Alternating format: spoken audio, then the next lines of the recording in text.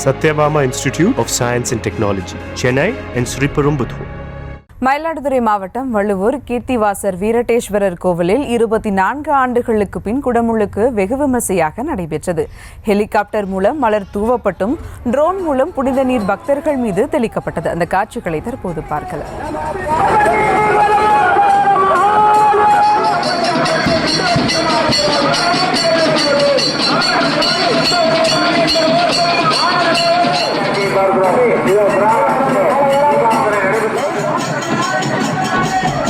கூடுதல் விவரங்களோடு இணைகிறார் செய்தியாளர் செல்லப்பா. வணக்கம் செல்லப்பா, விவரங்கள்.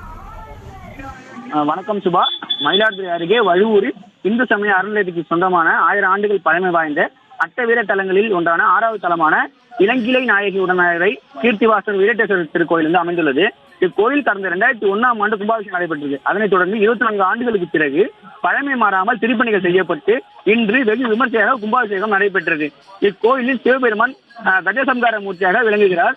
சருகாவனத்து முனிவர்கள் சிவனுக்கு எதிராக ஆபிலாஷ வேள்வி நடத்தி அந்த வேள்வியில் தோன்றிய யானையை இறைவன்பால் ஏவிவிட சிவபெருமான் அந்த யானையை அழித்து அதன் தோலை போர்த்தி கொண்டதாகவும் கோவில் தல வரலாறுகள் கூறுகின்றன.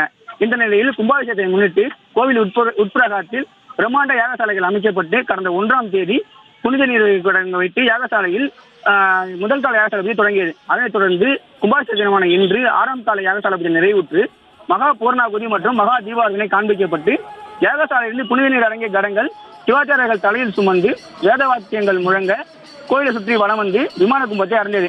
அங்கு வேத விற்பனர்கள் வேதங்கள் ஓத கோபுர கலசங்கள் மீது புனித நீர் ஊற்றப்பட்டு கும்பாபிஷேகம் வெகு விமர்சையாக நடைபெற்றது. அதனைத் தொடர்ந்து ஹெலிகாப்டர் மூலம் கோபுர கலசங்கள் மீதும் பக்தர்கள் மீதும் மலர் தூவப்பட்டது. ட்ரோன் மூலமும் புனித நீரானது பக்தர்களுக்கு தெளிக்கப்பட்டது. பக்தர்கள் மீது ஹெலிகாப்டர் மூலம் பூ தூவியதை பார்த்த பக்தர்கள் பக்தி பரவசம் அடைந்தனர்.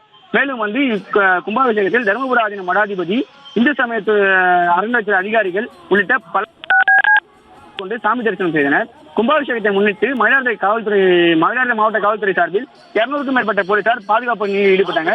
அதனைத் தொடர்ந்து பக்தர்களுக்கு அன்னதானமும் வழங்கப்பட்டது. சுபா, விவரங்களுக்கு நன்றி செல்லப்பா.